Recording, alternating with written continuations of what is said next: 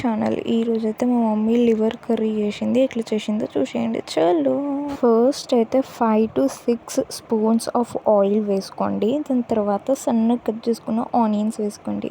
Onions అయితే ఒక 5 or 6 తీసుకోండి. ఒక 2 minutes వెయిట్ చేసి 1 స్పూన్ ఆఫ్ పసుపు వేసుకోండి.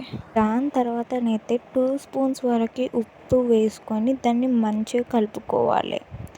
ఒక 5-10 minutes ఆగినాక అల్లనే ఒక 1 స్పూన్ అంత అల్లం ఎల్లిగడ్డ పేస్ట్ వేసుకోండి.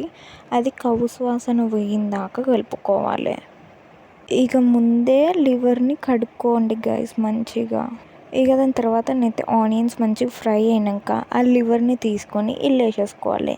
ఇక దాన్ని మంచిగా కలుపుకోండి. ఇక దాని తర్వాత 10 minutes to 15 minutes వెయిట్ చేసినాక అల్లం సోయి కూర వేసుకోవాలి.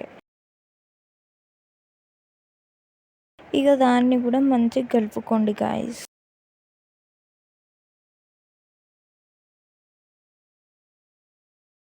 ఇక దాని తర్వాతనైతే ఇట్లా నూనె పైకి తేలినప్పుడు మీకు గ్రేవీ ఎంత కావాలో అంత వాటర్ వేసుకోండి. నేనైతే 1 చెంబు వేసుకున్నా.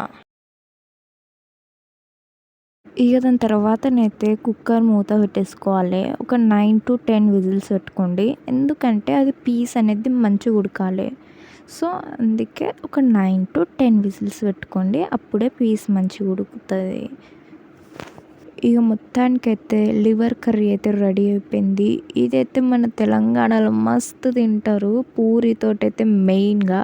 సో పూరితోటి ఆర్ బగారన్నంతో అయితే మస్తు ఉంటుంది. మీకు నచ్చినట్టయితే లైక్, షేర్, సబ్స్క్రైబ్ చేయండి గాయస్. Bye guys.